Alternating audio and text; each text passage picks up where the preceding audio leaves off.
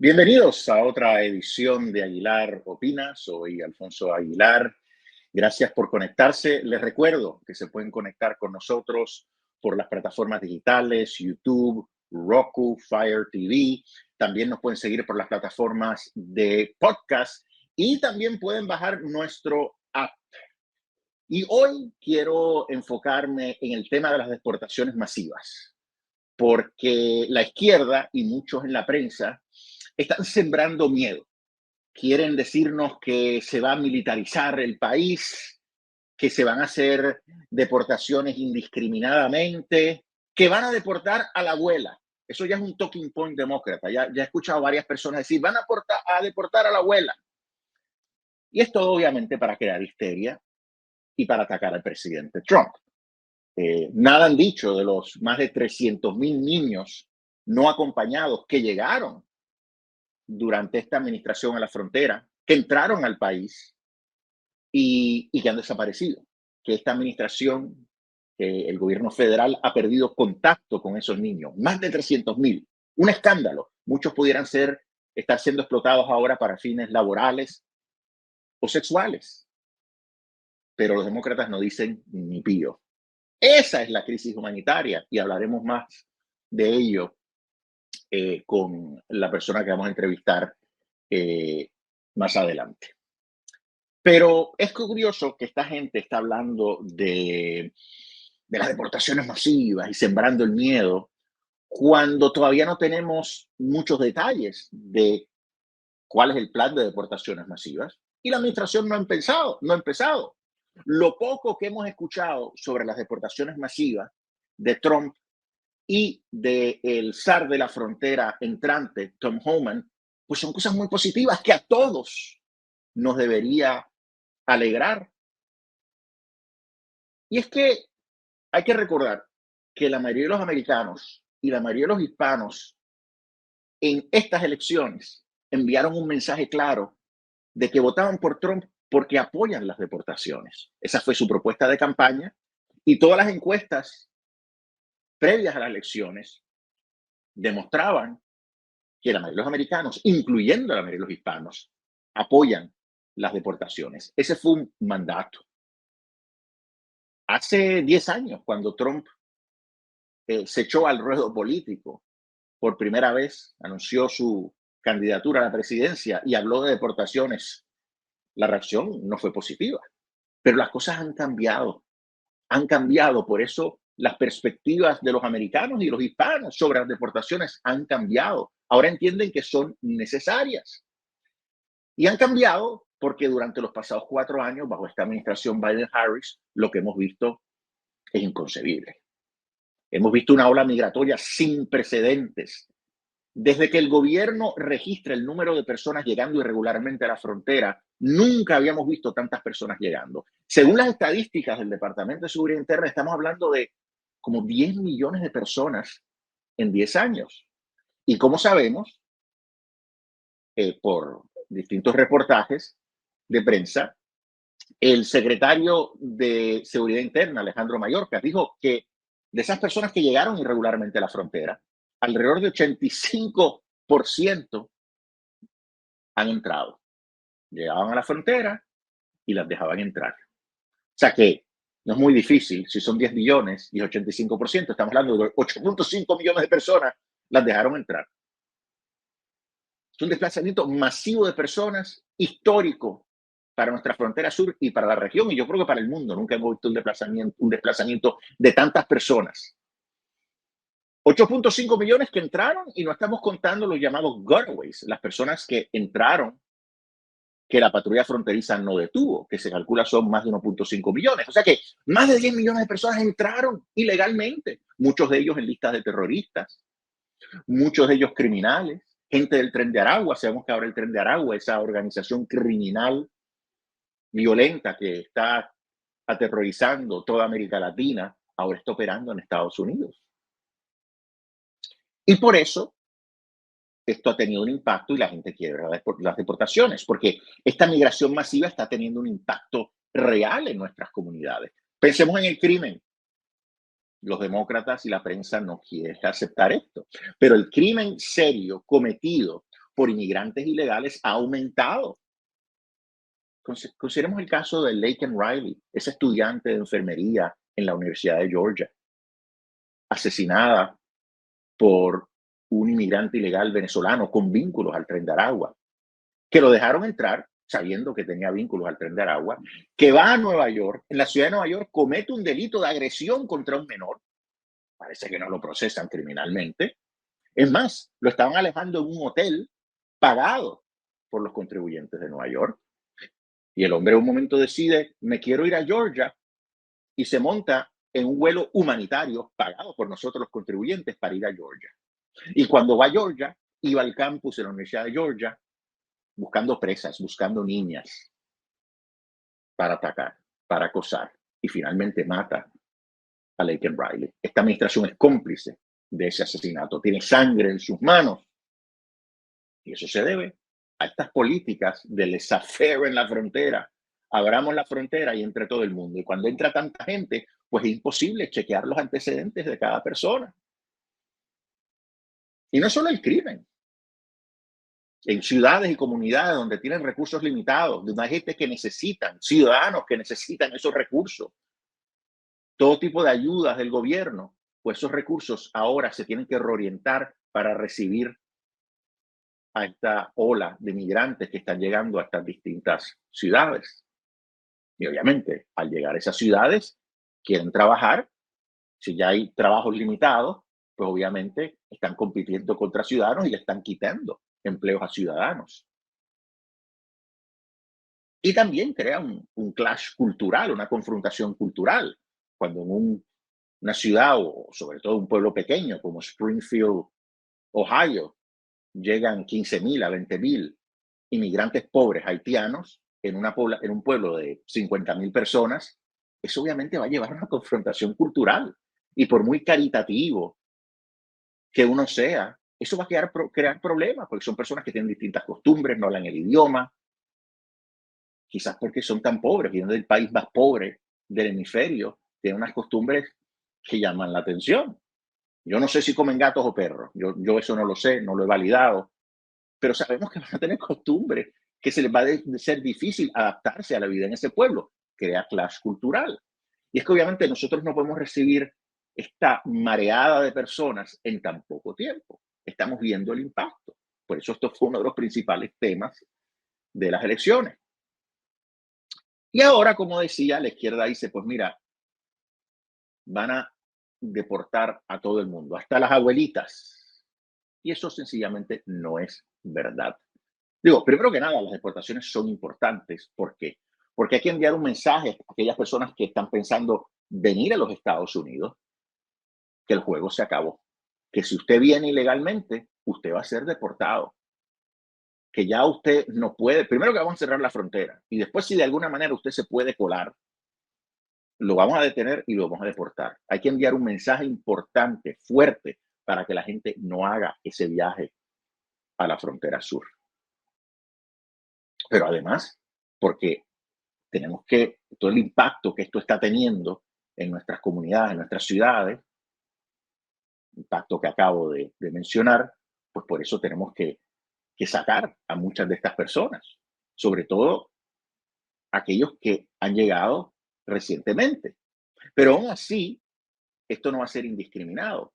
Tom Homan, el zar de la frontera, ha sido muy claro en todas sus entrevistas, el presidente Trump también, que el enfoque principal son los criminales, y no son pocos. Aquellos que están vinculados al Tren de Aragua, otros que están cometiendo delitos, que ya tienen antecedentes penales. Esa gente para afuera, esa gente tiene que irse. Y ese es el enfoque principal. Y nadie se puede oponer a eso. ¿Por qué queremos mantener los criminales aquí? ¿Quién se puede oponer a eso? No se trata de militarizar el país tampoco. Oman ha dicho que hay necesidad de utilizar las Fuerzas Armadas. El presidente Trump ha dicho que sí, que las va a usar. Pero por ley las Fuerzas Armadas no se pueden utilizar para hacer cumplir la ley dentro del país. Una ley llamada Posse Comitatus de finales del siglo XIX. Sin embargo, la ley permite que las Fuerzas Armadas tengan un rol de apoyo a las autoridades civiles. Cuando estamos deportando masivamente a criminales, no hay suficientes agentes de ICE, de la Agencia Policíaca Migratoria, va a necesitar ese apoyo de las Fuerzas Armadas para, cuando se hace una redada, pues movilizar a esas personas, transportar a esas personas a un centro de detención. Se van a necesitar militares, la Guardia Nacional, las fuerzas activas, Fuerzas Armadas activas, para servir de guardias en un centro de detención, o incluso para establecer nuevos centros de detención en bases militares, porque vamos a tener que expandir los centros de detención. Pero que esté claro, ICE va a dirigir los esfuerzos. Esta no es una militarización del Estado. No vamos a tener patrullas de la Guardia Nacional, los soldados patrullando comunidades de inmigrantes. No van a sacar la gente de la calle. Mira, ese parece un inmigrante ilegal, vamos a pararlo. No, no, no, eso no es así. Eso no es así. Va a ser arrestos selectivos, enfocándose principalmente en criminales. Va a ser un proceso humano, no va a ser cruel, es una repatriación humana, siguiendo estándares éticos y profesionales. Eso no es una violación de derechos humanos, eso no es injusto, eso es hacer cumplir la ley, y nadie tiene que estar en desacuerdo con eso. Otros mencionan el costo. Esto es carísimo. ¿Cómo lo van a hacer? Pues mira, todos los números que están barajeando en la prensa no tienen fundamento, porque no sabemos cuál va a ser la magnitud o el enfoque del programa. Si solamente son los criminales, va a costar bastante, pero menos de si se deporta a todo el mundo. Si gente que lleva aquí 10, 20 años, si ese no es el enfoque de las deportaciones, pues obviamente va a salir más barato el remover a estas personas. Va a seguir siendo costosísimo, pero uno no le puede poner precio a la seguridad nacional. Hay que sacar a estos criminales del país. El Tren de Aragua ya no puede operar en Estados Unidos y eso es costoso. Pero ¿cuánto dinero hemos enviado a Ucrania? Ah, sí, a los ucranianos tenemos que ayudarlos, pero a nuestra gente no. No, eso no puede ser un factor. La pregunta es, ¿qué veremos el primer día cuando empiece la administración Trump? Y yo creo que vamos a ver una serie de órdenes ejecutivas inicialmente. Obviamente, aquí hay dos aspectos. Primero, queremos disuadir a la gente del extranjero, de todas partes del mundo. Sabemos que estamos recibiendo de personas de más de 140 países. Pues queremos enviar un mensaje muy claro de que ya no vengan. Entonces el presidente declarará una emergencia nacional bajo la Ley de Inmigración y Nacionalidad, bajo la sección 212F, que permite cerrar la frontera a la entrada de cualquier persona.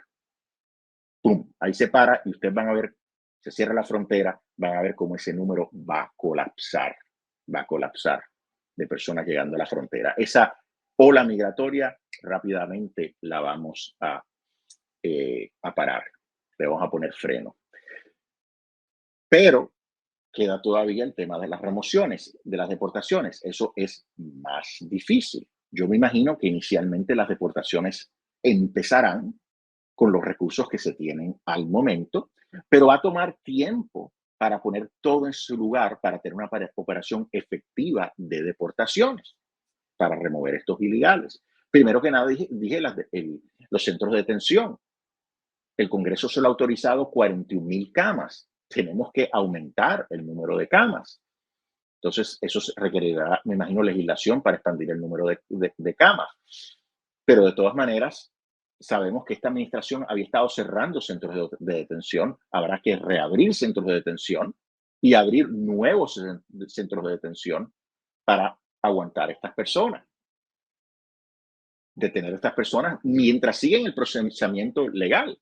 Porque todas estas personas, la inmensa mayoría, están en procesos de remoción o si son gotaways, estarán en procesos de remoción una vez detenidos, y eso significa que hay que seguir un debido procedimiento de ley.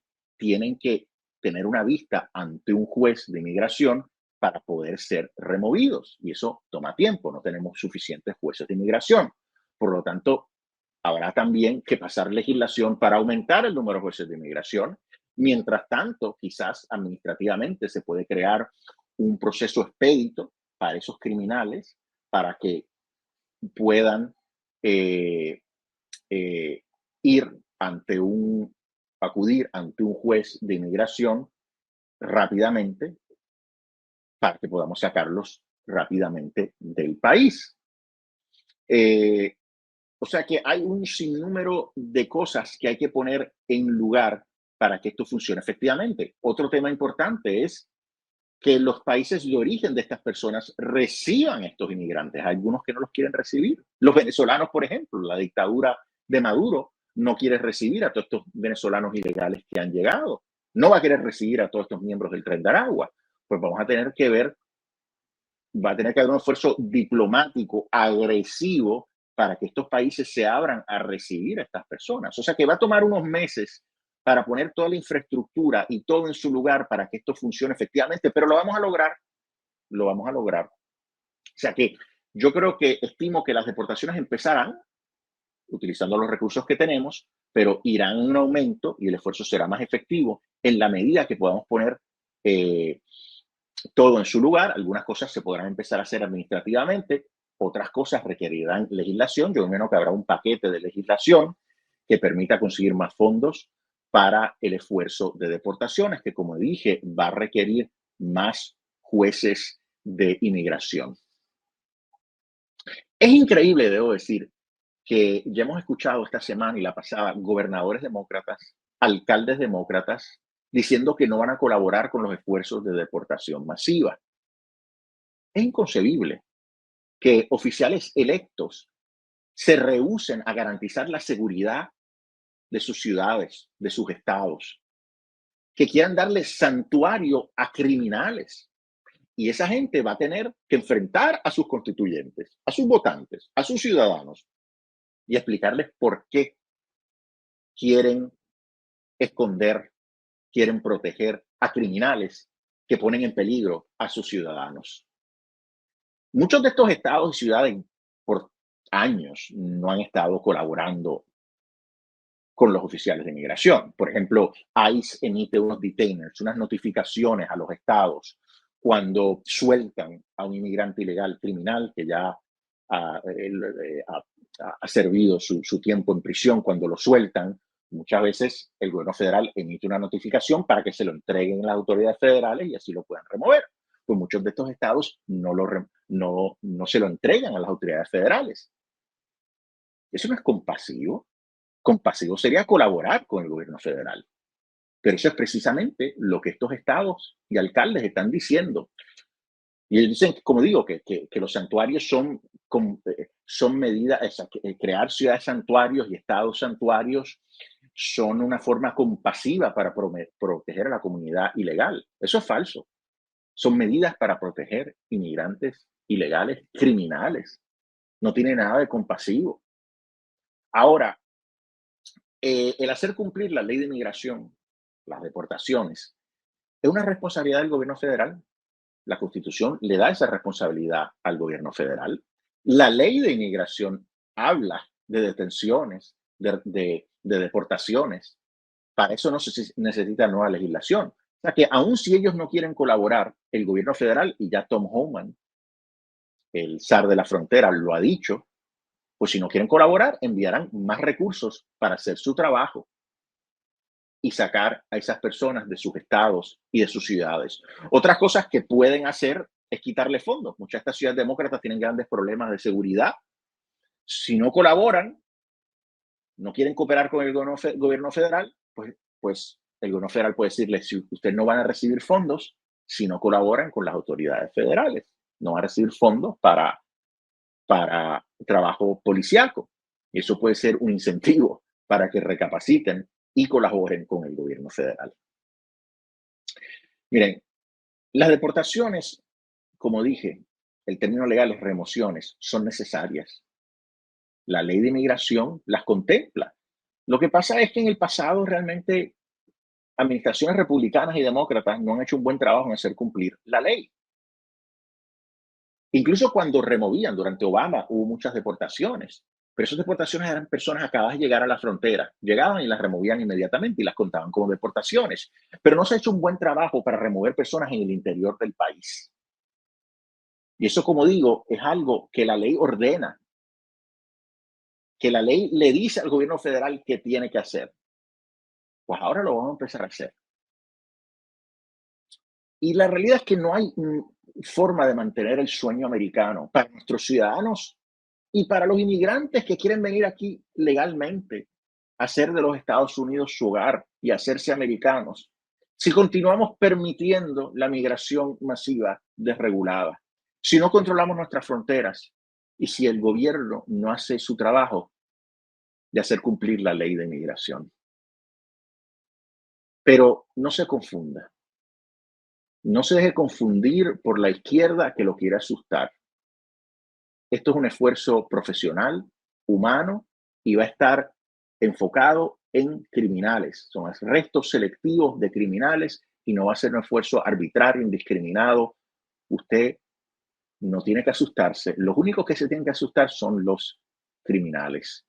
Y esto es todo un esfuerzo para garantizar el sueño americano para todos nuestros ciudadanos y para aquellos que quieran venir aquí legalmente a hacer de los Estados Unidos su hogar.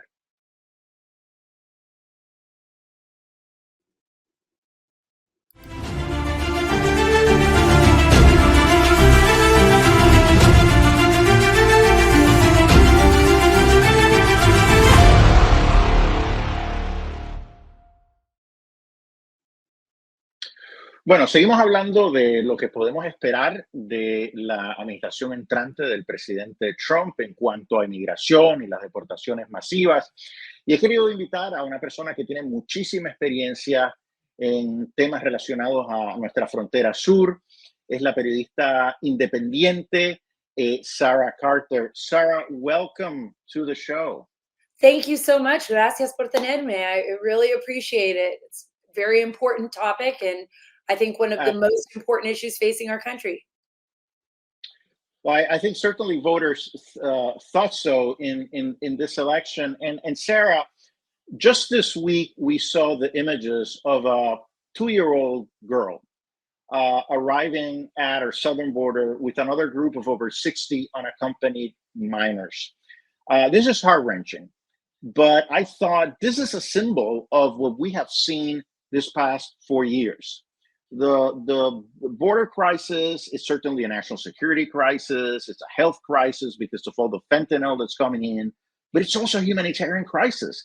This is not humane and moral as Joe Biden promised that his immigration system would be. No, Alfonso, you and I have discussed this many times in the past. This is not humane. This is not moral. This is a tragedy and a devastation. I think it destroys all the foundation and principles that our nation is built on. And it is a disgrace to see children as young as 2 years old coming across the border without proper guardians, without anyone to protect them. And the fact that the United States government, and this is, for me, I think the hardest pill to swallow, right, is the fact that the Biden administration allowed this to happen. This was their policy. Their policy was to open the border and allow people to come in. And now we've lost over 300,000 children in our country that have come in here, unaccompanied minors, without proper guardians. I'm very familiar with the people that were involved, the whistleblowers, Tara Rodas and others, who were able to actually deliver that information to Congress. And you see this 2-year-old child and you wonder, she has a number, she has a name on a piece of paper. She's only 2 years old. She can't exactly describe who her mother is. And why is her mother gone or her father gone? And who are we delivering her to? And how do we even know that the guardians that are going to take this child are actually related to this child? Because I can tell you this, many of the children have been delivered into the hands of monsters, literally predators. Some of them to strip clubs.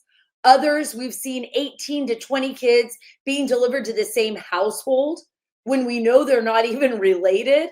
When the people that are running these households could be anybody could be trafficking these children or could be using them in slave labor in some very well-known companies in the United States.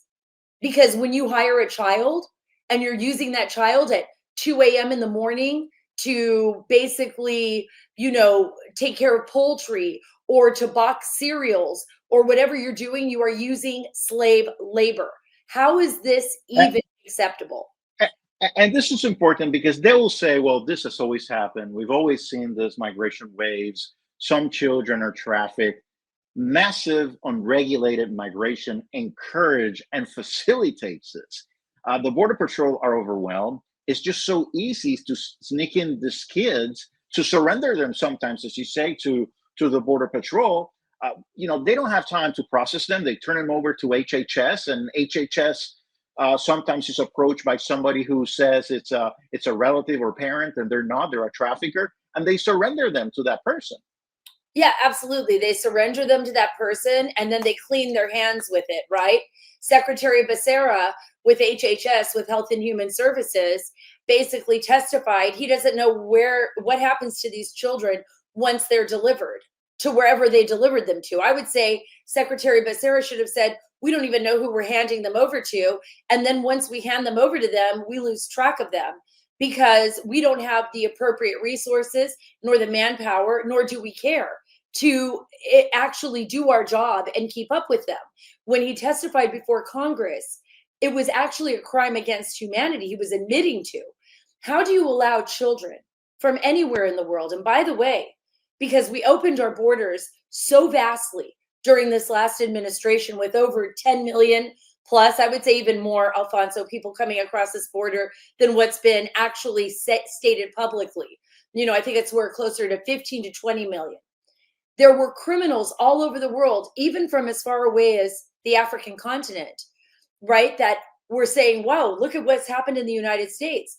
These borders are wide open.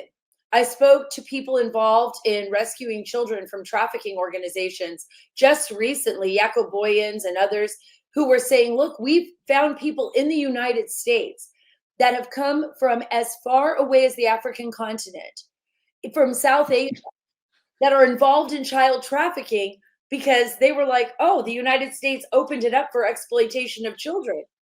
So while the administration in Mayorkas were saying that the law's being enforced, the border is closed, there is no crisis, the message heard throughout the world was, the border is open.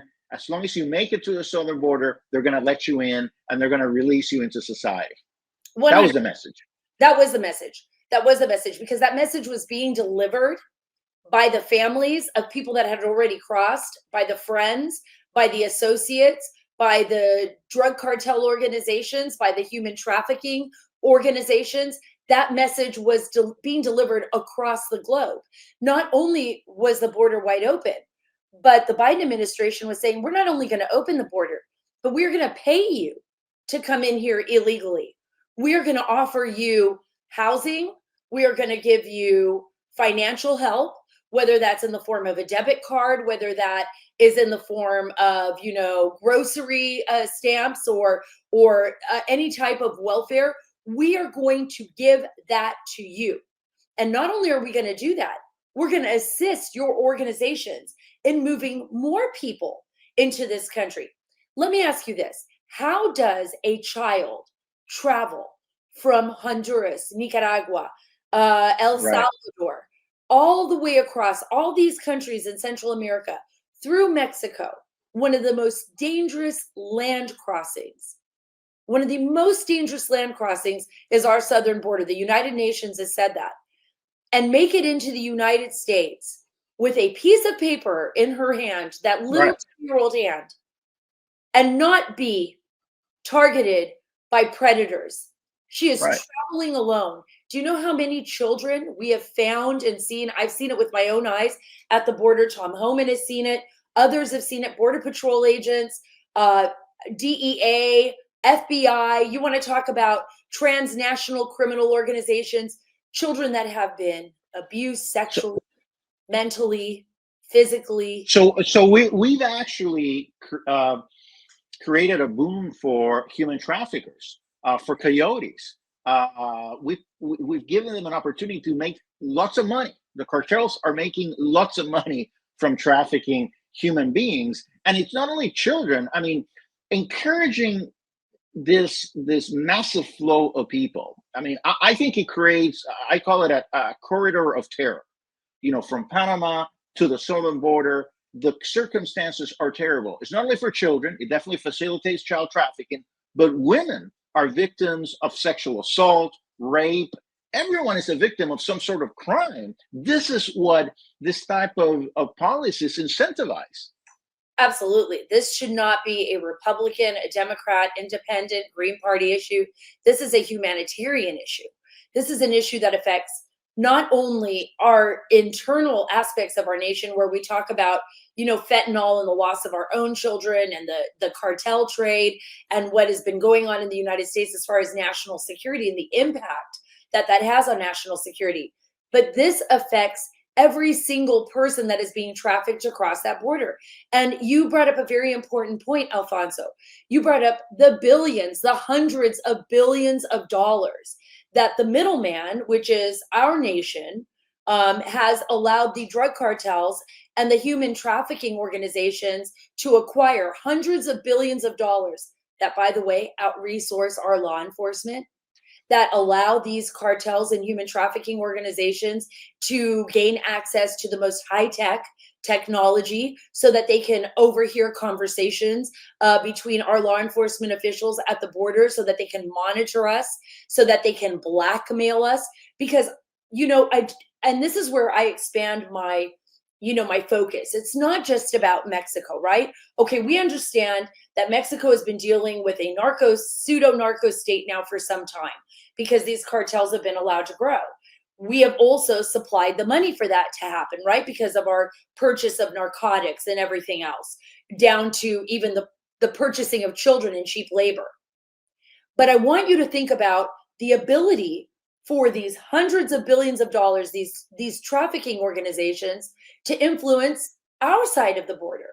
It's not Right. like we're not influenced by it. So this new administration, President Trump coming into office, which is absolutely the most important move that any modern political, I can't even begin to tell you. It is going to literally not only save our nation, but the world if it's done properly. But the fact that he is coming into office and re-implementing back these executive orders and bringing in Tom Homan and Stephen Miller and others to say we've got to put a stop to this. Not only so before we get into the Trump policies, I do want to talk about national security. I mean, I want to start with to focus on the humanitarian crisis, because often, we tend to talk about the national security aspect, the health crisis, but we do have to focus on the humanitarian to show that this is not good for the migrant themselves. So I'm glad we did. But then it's still a national security issue. I mean, when our opponents, our major vulnerability right now, it's our southern border. And what have you seen in terms of the people that are arriving? I mean, we now have Tren de Aragua, a Venezuelan criminal organization that has been terrorizing countries in Latin America. Now they're operating here. That didn't happen previous to this administration. They entered because of the policies of this administration. We have people in the list of terrorists that are coming to the country. That number has gone up. I mean, what are you seeing at the border in terms of the type of people that are coming in? Because I am sure that many, perhaps most, are good people. But when you have this sort of massive, unregulated process, you have a lot of bad people with bad intentions coming in. Oh, absolutely. And you have a failure in this administration, and purposefully, I might add, to not properly vet the people that are coming into our country. So we have no idea. What we do know is that the amount of Chinese nationals, military age males, has increased so substantially that we've now seen over 67,000. This is absolutely unheard of. For the most part, military age males coming from China. Let's just start with China as one clear example, because the Chinese government doesn't allow you to just travel freely. You can't just leave China and do whatever you want and then just cruise into the United States illegally. the Chinese government knows this is happening.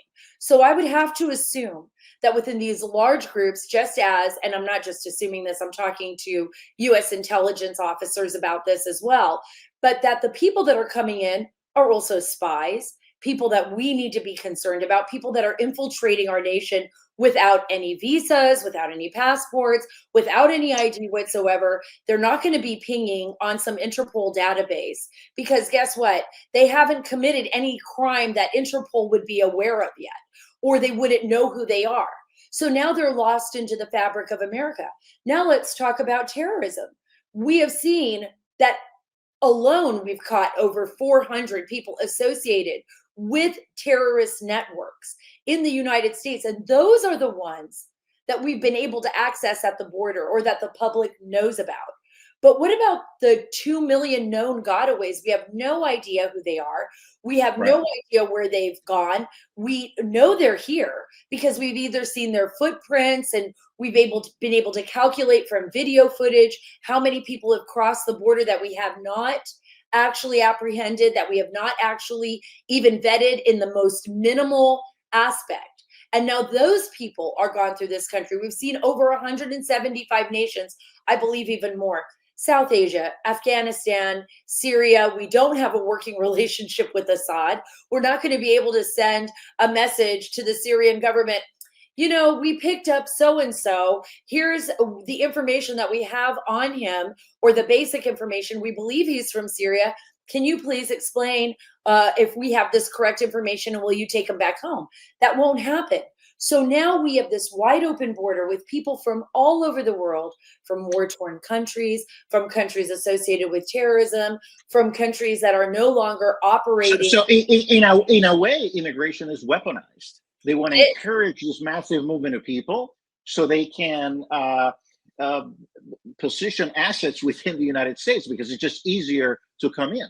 Well, and President Maduro did that as well with Venezuela, right? I mean, we can see this. It's very obvious. This is the reason why President Trump was so adamant about getting all the information possible on the people that were coming in from Venezuela, because people were saying, hey, look, you could be watching these men that are coming across could be people that were imprisoned in these nations, and we should be moving them out. And it could be very simple. It's a simple weaponization, right? It's been done since the beginning of time when it comes to sovereign nations. How do you target an adversary? You can target them through the border. You can move what you need through their border, infiltrate their country, and create chaos. And that is what we're seeing right now with Tren de Aragua. We're seeing that. We saw that with MS-13. We've seen that with other gangs that have moved back. Either they've begun here, like we saw with MS-13 in Los Angeles, then they moved into El Salvador, then they returned back to the United States. And, you know, for the US to have policies that work, you have to have a government that is willing to make those policies work. The question that we have to ask ourselves is, why did the Biden administration and why has the, you know, Harris so-called border czar made it so easy for our nation to be infiltrated, not by farmers or people looking for a better life or setting up some kind of policy that maybe went astray a little bit, but they said, no, we're going to take down and dismantle every executive order that was put in place by President Trump. We're going to dismantle it. Then we're going to make an announcement. And Biden did that when he came into office. We are open for business. We have dismantled Trump's policies. Come on in. America will not. It's hard. Look, I am sure there's a lot of naivete on some, but I am sure there's some within the administration that knew exactly what was going to happen, right? But you know, I think this is one of those issues where there should be an investigation, figure out what were they thinking, because this is really crazy. So now let's go to thank God we have Trump, an incoming administration. I know you've talked to Tom Homan, the incoming border czar, who's visiting the Texas border.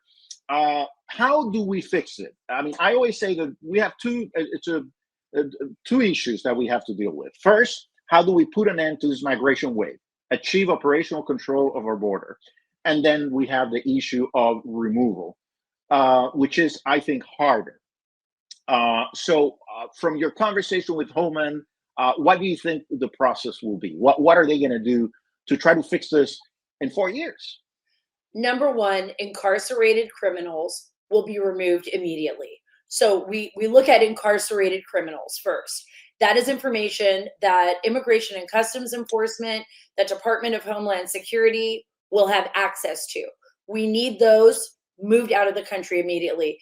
Then they're going to look at what if we have governors saying we're going to disregard ICE detainers and we're going to release those violent criminals into our society. We want to protect them because we're compassionate with the criminals. What do we do?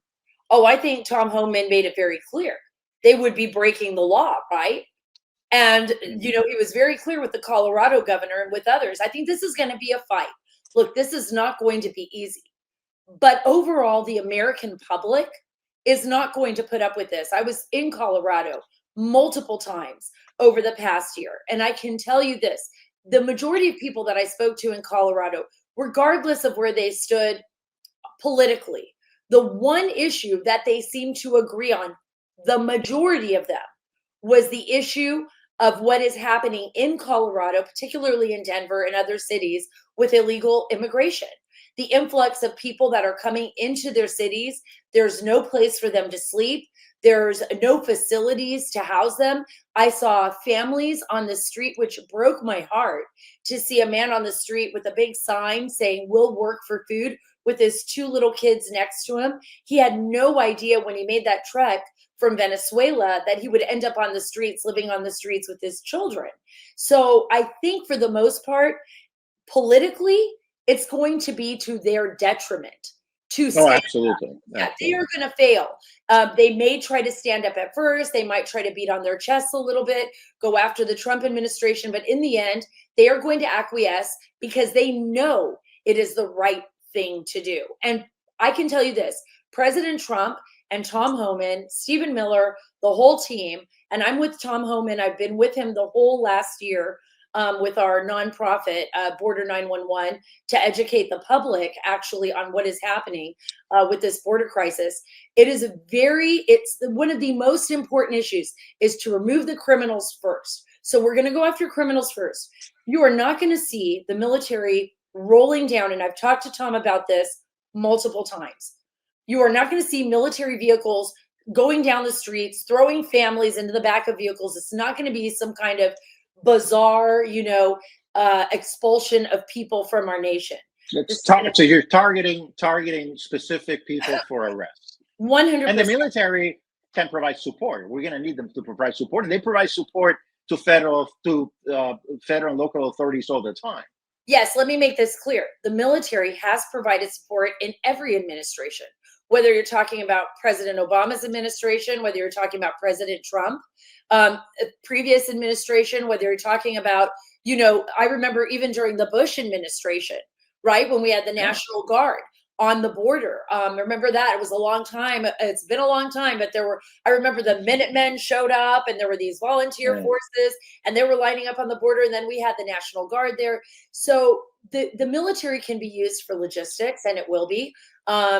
Paper, taking care of moving point A to point B, maybe getting flights out of the country. There could be multiple uses for the military, but this is not going to be a military issue per se. This is going to be a DHS issue, Department of Homeland Security. This is going to be a Tom Homan leading the charge and working with a lot of other experts to remove people from this country that are presenting a clear and present danger. But this is the most important piece for me. It's not just about the national security, but it's about finding these children that we have allowed into our country that have been abused, that are lost in our system, that may be with guardians that are not good for them, that are not relatives of them, that could be abusing them. So I spoke with Tom Homan, and he absolutely confirmed to me that the number one priority, along with moving out these criminals, it will be a side-by-side priority, will be to find these children. We are going to find these children. And if there are people involved in trafficking these children and using these children for any type of crime whatsoever, of course, the most heinous crimes go through our mind. Those people will be prosecuted to the fullest extent of the law. If they are in America, they will be captured. They will be prosecuted. We are going to find these children. We're going to find these children, and we're going to set our nation straight back on a course that our founding fathers established. We should not be, we're supposed to be, Alfonso, the beacon on a hill, the shining Absolutely. light, the example. Right behind you, you have the Constitution, we the people. It makes me want to cry, because how is it possible that this administration not only put our lives in danger and the lives of our children in danger, but literally allowed the most heinous organizations on planet Earth, organizations that have destroyed children, that have destroyed innocence, into our nation, and allowed them to traffic these kids in our country and put them to work as Absolutely. slaves. It's unacceptable. Absolutely. It's unacceptable. And I'm grateful for Tom. And I'm grateful for Tom. And you know me, I hold people accountable. I'm a bulldog. I know. I know they're going I'll say this. Look, now, once we round up these people, I think there are a couple of challenges. First, detention. We know that the Biden administration has been closing down detention centers, which is incredible, you know. And then they go to the federal court and say, we don't have enough detention capability. That's what we need to release them. But so we need to reopen detention centers. We need to expand detention. And then the second issue that I find is the legal process, because if they're in removal proceedings, they're going to have to go before an immigration judge. And perhaps, I don't know if Holman has given you an idea of if there's a way to expedite, put those criminals in a fast track to an immigration judge so we can get them out of here once they leave prison. Yes, there will be a fast track on that. I know that Tom Homan and others are working on that right now, because you're absolutely right. One of the biggest issues we have right now in our court systems is the backlog, right? And those backlogs have made it almost impossible to get people into the courts, even, and most of the people never even show up for court hearings. They disappear into the system, because you're looking at 4 to 6 years for some of them to go to the courts for their asylum claim. But as far as the criminals and those that have been incarcerated, as far as those that are on our streets right now that have been released into the public, which I believe Immigration and Customs Enforcement has some idea where they're at, a good majority of them, those people will be fast-tracked out of our nation. We will not be sitting around waiting years and years to expedite these people or to repatriate them back to their countries. I thought what was really interesting, and I had the opportunity to meet with President Bukele on a number of occasions, and just what an incredible man he is. But one of the I think biggest, I would say, prospects for the United States in developing relationships within the Western Hemisphere is what's been happening now.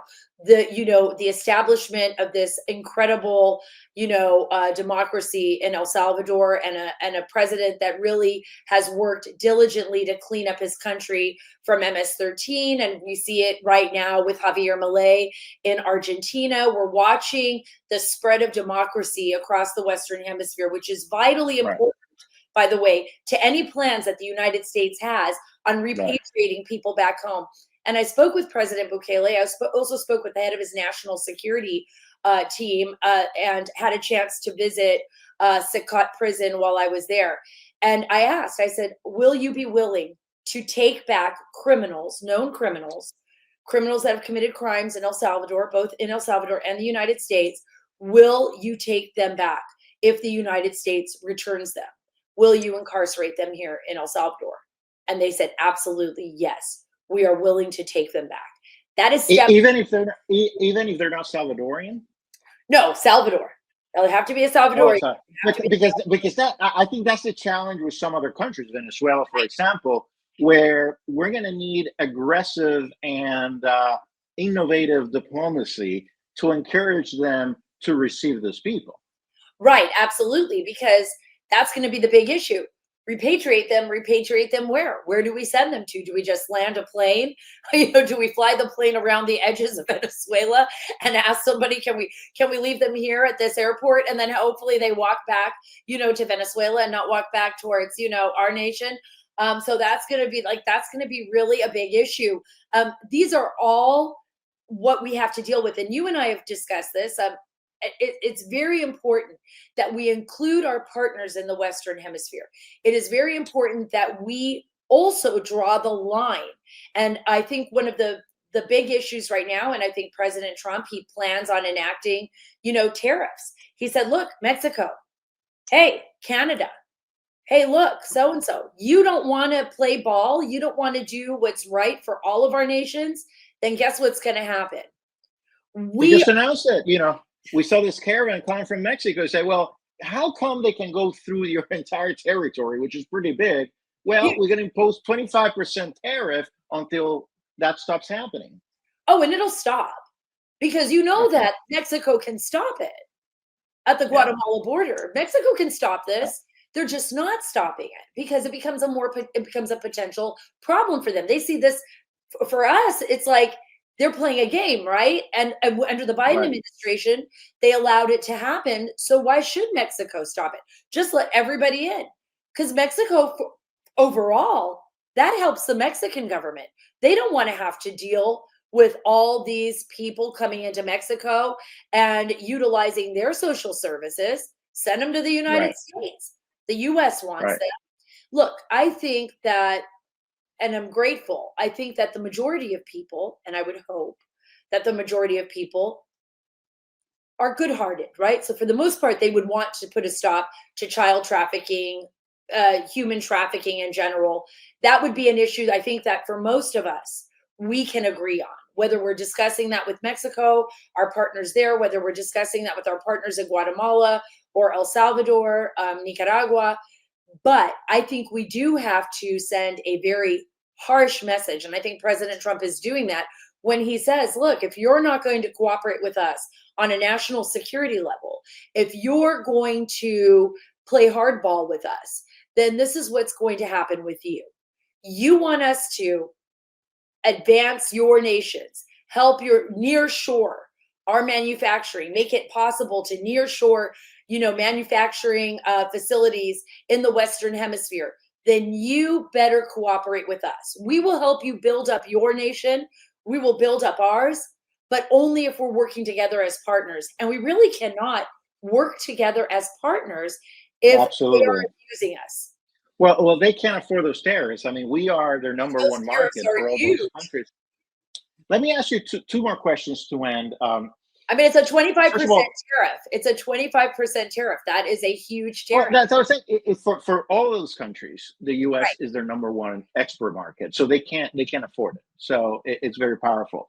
But in terms of the border, the president's talked about a declaration of a national emergency, and this is key. It's allowed by Immigration and Nationality Act, Section 212F. Basically, it shuts down the border. Doesn't allow people, stops the entry of people until we achieve operational control of the border. That will collapse the number of people arriving illegally at the border. Then I think we begin implementing Remain in Mexico policy and getting funding to extend finally the wall system. Well, and it also sends a clear message, right, Alfonso, to the entire world that we are now shutting down the border. We are not open for business. Right. Do not try to come to the United States, because we will not take you in. And that message will resonate in Mexico, and the government of Mexico will make the same message. Do not let your people cross this border. We will have to stop them at the Guatemalan border, because guess what? We are not open for business. It will require every nation to accept responsibility for what they need to do for their own sovereignty, and to build once again, those relations that are not going to damage our people and our countries, but uplift them and give them hope. I mean, once we secure the border, there's so much more that we can do. People have talked about, do we need immigration reform? Do we need to expand our immigration system so that we bring more people into our country, that will be able to do the jobs that we need here, whether that's in technology, and that's what I'm talking about, whether that's, and especially in technology and in other areas of the workforce. Yeah. That's a great point. You cannot, when we have this border crisis and this dysfunctional situation at the border, there's no way we can have a serious policy discussion about immigration policy. It's impossible. We need to fix this first before we have any discussion about anything else. Well, absolutely. We do. And we have to. And not only for us, but for the sake of I always tell everyone, we should be the envy of Europe, right? The Western Hemisphere. It's so beautiful. It is so incredible. Look at what Javier Milei has been able to do economically. I mean, in Argentina, in just the short amount of time that he's been there, he's bringing Argentina back to its heyday. I mean, I pray for Argentina and for the people there. Look at Mexico. Mexico is doing great. I mean, economically, it's better than it was. There are so many resources. There's so much that the Western Hemisphere has to offer, but we have ignored it to our detriment. We have used it to our detriment in all the wrong ways. And we need now to start focusing on the Western Hemisphere, on building our relationships, on being that beacon of light and hope again. Look what Bukele has done. I mean, he is setting an example. Look at what Javier Milei has done. He's setting an example, and people are looking at that and saying, well, wait a minute. Look, if they can do this, this isn't just a miracle. This is common sense policies that are taking our nations back to where they need to be. We have lost common sense over the last 4 years. Not enforcing the law is not compassionate. To the contrary, it at the end creates all sorts of human problems. And let me ask one question, one last question, and one point that I want to make. I think when you're in government, it's not enough to have good policies. You need the buy-in of the American people. Certainly, right now, the vast majority of Americans, including Hispanics, support deportations. But I know that as this administration starts, and we're starting to see it from Democrats and from legacy media, an attack on the Trump administration, saying that deportation is inhumane, it's cruel. Communication is going to be key in this efforts to keep everyone informed of what's happening and why it's important. We discussed today the humanitarian aspects. Rarely, I think, the media focuses on this. They don't want to talk about this. They want to talk about it when, remember when Trump was in office, separation of families, kids in cages, all fabricated issues. But the real humanitarian issues, they don't want to talk about them. But I think for this to work, it's not enough to have good policies, but to communicate effectively the policies and communicate effectively what we're fixing, how we're solving a humanitarian crisis, how we are ensuring the security of our citizens. I'm so glad you brought that up, Alfonso, because I absolutely believe that is imperative to making this successful.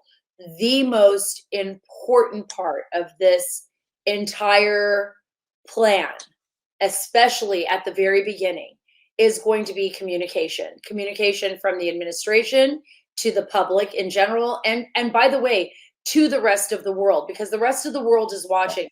They have also suffered from failed immigration policies in Europe, across the pond, in Great Britain. So they're going to be watching the United States to set an example. And that's going to require proper communication. That is going to require us to tell those stories. Tell the stories. I tell people all the time, don't be afraid. I covered the war in Afghanistan. I used to tell, and I'm going to just bring this up quickly because I think it falls right in here. I used to talk to the generals, to the colonels, when I would get on Bagram airfield and we would have a coffin, or a soldier flying home for the last time in the coffin draped with the American flag, and everybody would walk outside of the tents, and we would all stand there and listen to taps. And, it would be a very gut-wrenching moment. And I would say, why don't you let the public see this? Let them know what's going on. They will understand. This will make them invested in the issue, in the why we are here. And they would be Yep. afraid to do that. Don't be afraid. My message to the Trump administration, my message to Tom Homan, my message to all of my friends that are working on this policy is tell the stories. Let the American Yep. people know what has been happening. Let them understand what's been happening to the children that have been trafficked in our country and when we return them. Tell them why we are doing this. Let them know this is not a Republican or a Democrat issue. This is a humanitarian issue. This is our ability to not only save our nation on a national security level, but to save our children. We have to change the discourse in immigration, because Absolutely. Democrats on the left have been very effective in saying, you know, Democrats compassionate, they care about immigrants, and Republicans are just hateful and xenophobic. If you tell the story, it unites the nation, because it is terrible when you see that little girl, you know, 2-year-old. How many girls like that or boys are being exploited today in America because of those irresponsible policies? And how many mothers? I'm a mother. I have daughters and I have sons. See their own children when they see that and say, this is unacceptable. We don't think about politics and policy when we see children like that. We want to save them. We want to help them. So let's send a message. Every American is involved in this. You know, when we said every state is a border state, it really, really is. We have children from all over the world that have disappeared into the fabric of our nation. We have women have been exploited, and I'm talking both men and women. We have a nation that needs to get back to its fundamental principles, and we can do that, but it's going to require every single one of us. We can't just rely on the government to do this. We have to be actively participating together, each and every one of us, to make our nation the greatest nation on earth again. And I know we can do that. We can do that with the right leadership, and you're right, and telling the truth. It's the greatest disinfectant. Absolutely. Sara Carter, thank you so much for your time. You were very generous with us, and keep up the good work. You're one of the few people that are really telling the full story. Immigration and the border is just such a complex issue, and sometimes people see it from one perspective or the other. You've shown us throughout the years the complexity of this issue and how it affects Americans, but it also affects migrants. Thank you so much. Muchas gracias. De nada. Gracias, Alfonso. Gracias. Eso es todo el tiempo que tenemos. Muchas gracias por conectarse con nosotros. Como les dije al principio, nos pueden seguir a través de las redes, de las plataformas digitales, YouTube, Roku, Fire TV, también las plataformas de podcast, y pueden bajar nuestro app. Espero que se puedan conectar con nosotros nuevamente la semana que viene. Que tengan un bendecido día de Acción de Gracias. Que Dios los bendiga y que Dios siga bendiciendo a nuestra gran nación americana.